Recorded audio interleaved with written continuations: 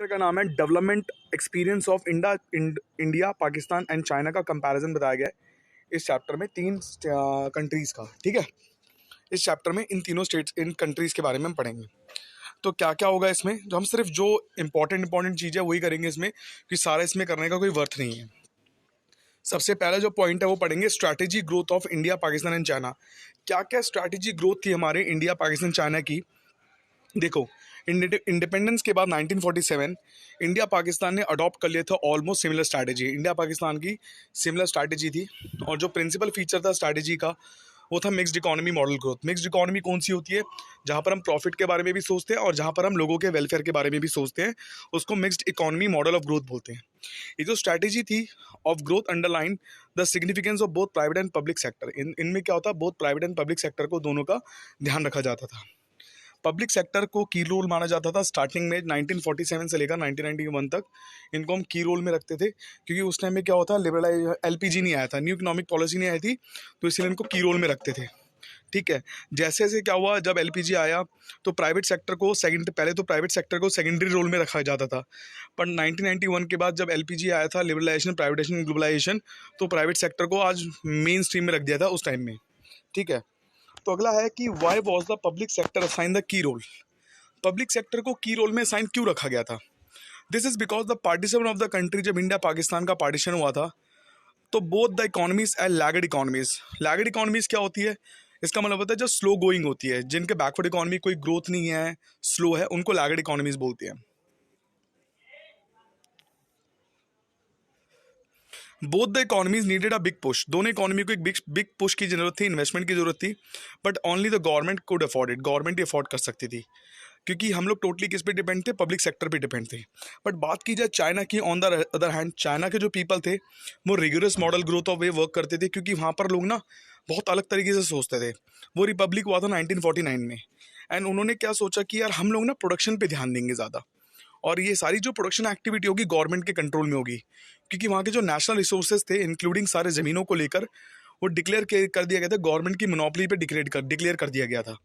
इसीलिए China adopt करा स्टैटिज्म। स्टैटिज्म एक ऐसा मॉडल ऑफ ग्रोथ है जहाँ पर हम क्या करते हैं, जो भी रिसोर्सेज होते हैं उसको हम ओनरशिप जो होती है गवर्नमेंट के हाथ में चली आती है, and the state what to decide, state decide करता है what to produce, how to produce और होम टू प्रोड्यूस। ये जो चाइना की पॉलिसी थी, जो हम 11th क्लास में इकोनॉमिक्स पढ़ते हैं ना माइक्रो की, वो चाइना की पॉलिसी थी कि हम क्या बनाएं, कैसे बनाएं और किसके लिए बनाएं, और वो आज भी यही करते हैं। The common element in the strategy of growth adopted by China, India, Pakistan, सारी कंट्रीज, तीनों कंट्रीज पब्लिक सेक्टर पर डिपेंड थी।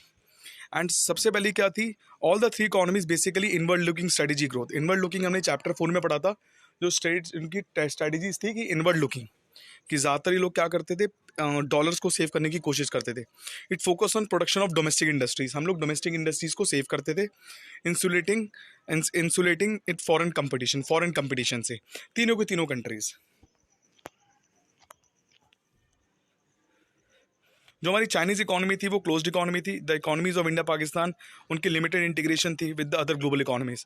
चाइना इकोनॉमी क्लोज थी, वो सब कुछ अपने अंदर ही सब कुछ सोचती थी और अपने साथ ही करती थी, पर इंडिया पाकिस्तान थी वो अदर कंट्रीज के साथ ही इन्वेस्टमेंट करती थी उस टाइम पे।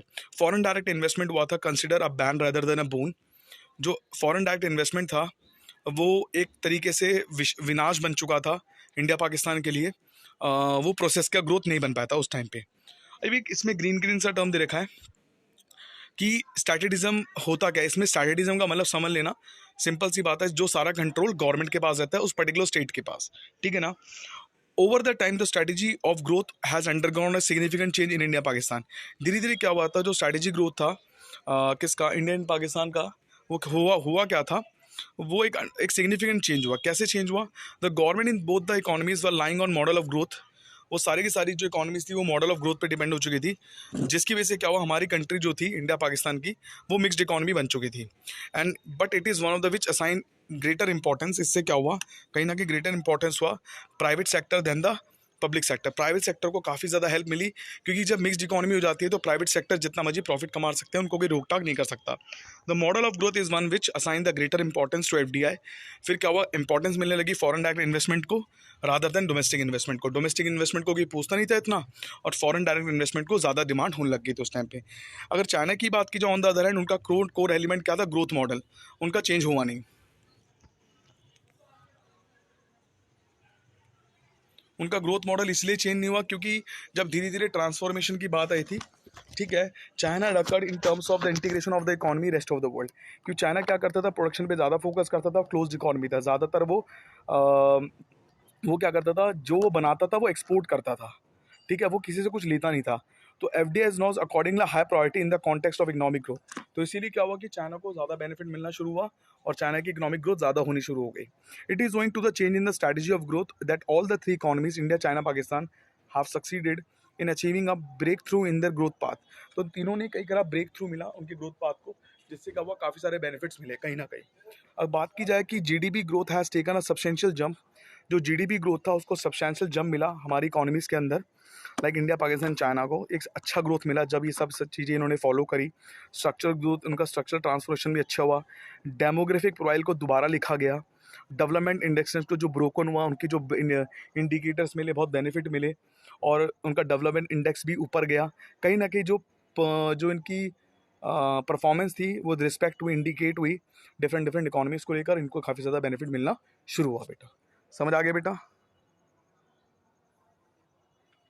समझ आया? बेटा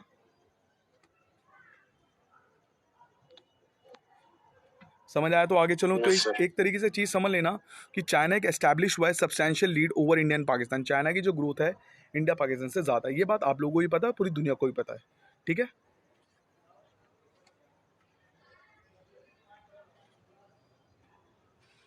समझ आ गया? तो आगे चलूँ। अब एक बात है comparator performance of the economies of India, China and Pakistan. सबसे पहले था ग्रोथ की बात चल रही थी, अब हम कंपैरिजन करते हैं एक एक करके। सबसे बात की जाए जीडीपी की, तो सबसे पहले ग्रोथ स्टोरी ऑफ चाइना। बेटा ये ना सिर्फ क्या है, आपको ना इसकी जो सारा ना डेटा दे रखा है इसको आपको खुद रीड करना पड़ेगा। जो मेन मेन पॉइंट है वो बता देता हूँ। एक है great leap forward. Great leap forward campaign था जो लॉन्च हुआ था चाइना में 1958 में, कि इन्होंने इंडस्ट्रियल सेक्टर को डेवलप किया, फोकस किया। इन्होंने इन्होंने कहा कि हम इंडस्ट्रियल सेक्टर को इतना इंकरेज करेंगे कि घर घर में इंडस्ट्रीज खोल देंगे। और इसी की वजह से आज चाइना एक बहुत बड़ा ब्रेक थ्रू ले चुका है। उनकी जीडीपी आज सबसे नेक्स्ट टू लेवल है और जो सबसे ज़्यादा है। 2019 में उनकी जीडीपी थी चाइना की 14.2 ट्रिलियन यूएसडी डॉलर और अचीव जो हुआ second largest economy in the world. पर आज के टाइम में अगर आप गूगल सर्च करोगे ना तो चाइना की इकोनॉमी नंबर 1 पे आती है कहीं ना कहीं, ठीक है। आप चेक कर लोगे तो आपको नंबर 1 पे ही दिखेगा। तो जो सेकंड थर्ड पॉइंट है वो जीडीपी के बारे में बताया गया, उसको रीड आउट कर लेना। चाइना ने एक थर्ड पॉइंट को मैं बता देता हूँ। चाइना ने जब अचीव किया break through GDP early 1980s में, वो जंप था बहुत 4% से नियरली 10% का था। क्यों? क्योंकि उन्होंने सेंट्रली प्लान इकोनॉमी को करा, मार्केट इकोनॉमी को, उन्होंने एक्सपोर्ट पे ज़्यादा फोकस करा, उन्होंने एफडीआईज में पैसे कमाने शुरू करे, चीप लेबर उन्होंने उठाया और कॉस्ट को बहुत सस्ता कर दिया। उन्होंने ग्रेप लीफ फॉरवर्ड को लॉन्च किया 1958 में, जिसकी वजह से जो इकोनॉमी थी वो क्वांटम जंप कर पाई। तो चाइना ने इस्टेब्लिश करा special economic zone. Special economic zone क्या होता है? उन्होंने सेस को इंट्रोड्यूस किया, इस्टेब्लिश किया। This zone offered all the basic amenities to the investor, कि जो चाइना में इन्वेस्ट करेंगे स्पेशल इकोनॉमिक जोन में उनको हम ज़्यादा बेनिफिट देंगे। 100% equity investment permit for the foreign investor and free flow of FDI in retail sector were the typically inducement parameter of global investor. हम उनको कहीं ना कहीं इन जो 100% इन्वेस्टमेंट करेंगे, जो हमारे पास इन्वेस्टमेंट करते हैं, भरोसा करते हैं, हम उनको फ्री फ्लो देंगे रिटेल सेक्टर में, जो जो हमारे इन्वेस्टर होंगे। और what is special economic zone? Special economic zone क्या होता है? जहाँ पर नेचुरल रिसोर्सेज की भरमार होती है बेटा, उसको स्पेशल इकोनॉमिक जोन बोलते हैं बेटा। धीरे धीरे क्या हुआ, चाइना की जो जीडीपी थी वो जंप हो चुकी थी काफ़ी ज़्यादा। Was not achieve through only FDI, FDI के थ्रू नहीं हुआ था, उनकी डोमेस्टिक इन्वेस्टमेंट भी बहुत अच्छी थी, क्योंकि उन्हें GLF great leap forward campaign launch किया था, जनरल अवेयरनेस बनाई, उन्होंने क्या करा, इंडस्ट्रियल यूनिट्स को बढ़ाया, जिसकी वजह से आज उनकी डिमांड काफ़ी ज़्यादा बढ़ने लगी। आज पूरे वर्ल्ड में हर कंट्री में, पूरे वर्ल्ड में हर कंट्री में चाइना के प्रोडक्ट्स की डिमांड है बेटा, क्योंकि जो चीज़ महंगी होती है 10,000 की होती है, चाइना उनको 1,000-2,000 में बना देता है और टिकाऊ भी होती है, ऐसी बात नहीं है बेटा, ठीक है। तो कहीं ना कहीं धीरे धीरे क्या हुआ, चाइना ने ग्रोथ अचीव करा।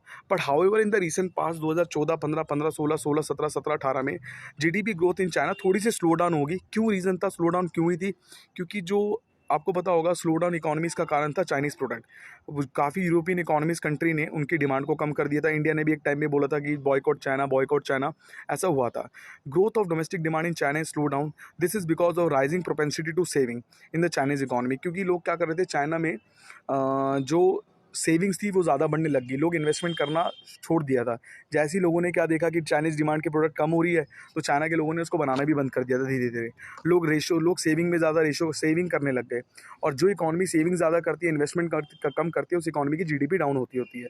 करप्शन बढ़ गया था चाइना में, इकोनॉमिक क्राइम्स बढ़ गए थे चाइना में धीरे धीरे, जिसकी वजह से क्या हुआ, चाइना में जो हाई वेज अपॉर्चुनिटीज़ मिलने लगी लोगों को, मैसिव मार्जिन मिल गया लेबर को, कि अब करप्शन हो रहा है तो ऑब्वियस सी बात है लेबर मिलेगी नहीं मार्केट में।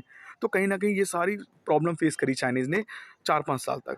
Chinese government is battling with the high problem of economic environmental degradation. China में आज सबसे ज़्यादा पॉल्यूशन फैला है, आपको पता है कि वहाँ पर एक कंट्री है बीजिंग में अगर एक दिन आप सांस लेते हो तो 100 सिगरेट पीने के बराबर होता है। तो ये एक और सबसे बड़ी प्रॉब्लम है चाइना में, क्योंकि वहाँ पर इंडस्ट्रियल सेक्टर ज़्यादा है, तो ऑब्वियस सी बात है पॉल्यूशन ज़्यादा होगा ही होगा। वहाँ के रिसोर्सेज, वहाँ का पानी, सब कुछ गंदा हो चुका है। वहाँ पर सस्टेनेबल डेवलपमेंट का कोई चांस ही नहीं है, ठीक है। पर वहाँ की गवर्नमेंट आज भी जूझ रही है। तो ये रीज़न था उस इकॉनमी का स्लो डाउन होने का। इंडिया के बारे में आप लोगों को सभी को पता है। अब जहाँ पर चाइना की इकॉनमी 14 ट्रिलियन है, वहाँ पर इंडिया की इकॉनमी 2019 में 2.9 ट्रिलियन है, मतलब कि 7 गुना बढ़ी है चाइना की इकॉनमी हमसे कहीं ना कहीं। तो इस चीज़ को फर्स्ट सेकंड पॉइंट में पढ़ लेना। हमारी इकॉनमी जो थोड़ी प्लस में क्यों आई थी, क्योंकि उस टाइम में क्या हुआ था, हम लोगों ने प्राइवेटाइजेशन में शिफ्ट किया, हम लोगों ने भी लिबरलाइजेशन किया, हमने एक्सपोर्ट प्रमोशन को भी प्रमोट किया, इंपोर्ट सब्स्टिट्यूशन किया, हम भी एफडीआई में इन्वेस्टमेंट करने शुरू कर दिया।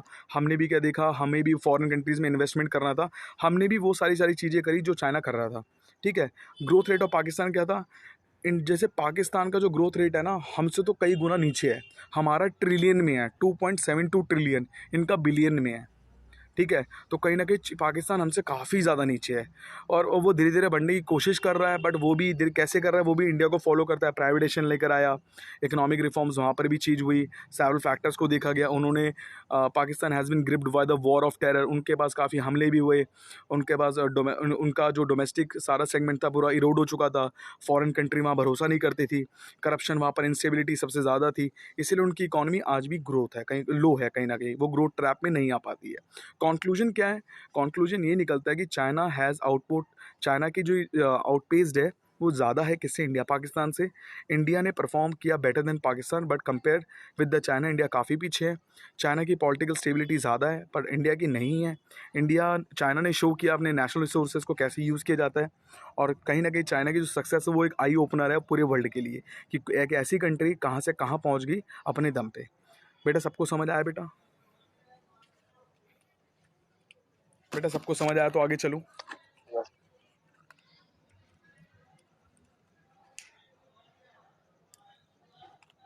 Yes sir. ठीक है, अब देखो बेटा, ये वाला जो सेगमेंट है ना, ये वाला सेगमेंट आपको करना नहीं है, ये वाला बस आप खुद से रीड कर लेना, इसमें कुछ दे नहीं रखा है, ठीक है। ये बिल्कुल इसमें कुछ इंपॉर्टेंट नहीं है, इसमें सिर्फ डेटा है। बस जैसे 2-3 एक मार्क्स के क्वेश्चन आ जाते हैं कि अब क्या था कि चाइना ने ना वन चाइल्ड पॉलिसी अडॉप्ट करी थी, ये पढ़ लेना बस, कि वन चाइल्ड पॉलिसी जो हुई थी in China adopted by since 1979, कि चाइना में पॉपुलेशन काफ़ी ज़्यादा होने के कारण, पर देखो वन चाइल्ड पॉलिसी होने के बाद भी चाइना की पॉपुलेशन आज भी इंडिया से सब बहुत ज़्यादा है कहीं ना कहीं, ठीक है बेटा।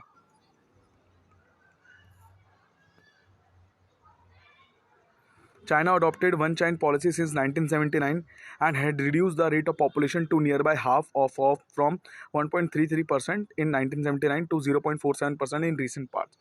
तो कहीं ना कहीं चाइना ने क्या करा था, एक पॉलिसी अपनाई थी वन चाइल्ड पॉलिसी। ये 2 मार्क्स का पूछा जा सकता है, कौन सी कंट्री ने वन चाइल्ड पॉलिसी अपनाई थी, वो चाइना ने अपनाई थी। बस इसमें सिर्फ डेटा है, डेटा को रीड करना है और कुछ नहीं है इसके अंदर, ठीक है। अब जो सबसे जो इम्पोर्टेंट है ना वो मैं करवा रहा हूँ, ये आना ही आना है पेपर में, ये वाला पॉइंट ये आना ही आना है, और यही हमारा मोस्ट इंपॉर्टेंट क्वेश्चन है। ये हर साल पेपर में आया है और ये इस बार भी आएगा बेटा, ठीक है। देखो बेटा, common success story of India and Pakistan, ठीक है।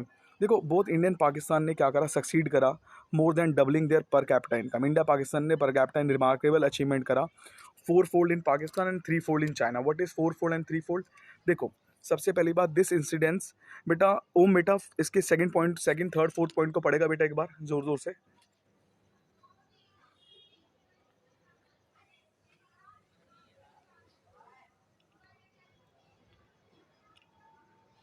बेटा दिख रहा पीडीएफ में है, शो नहीं हो रहा अच्छी तरह। अब दिख रहा है? नहीं, मेन पेज ही दिख रहा है, वो डेवलपमेंट एक्सपीरियंस ऑफ इंडिया वाला। बेटा किसी का नहीं दिख रहा? बेटा किसी को भी शो नहीं हो रहा सेकंड पॉइंट? चैप्टर का नेम ही दिख रहा बस, और कुछ शो बेटा ही नहीं हो सभी रहा को है। चैप्टर का नेम दिख रहा है। आपका पेज स्टक हो जाता है ना बार बार, मैंने आपको इतनी बार बताया। ए मेरे को बेटा रीशेयर कर लो ना वापस। वही कर रहा हूँ बेटा।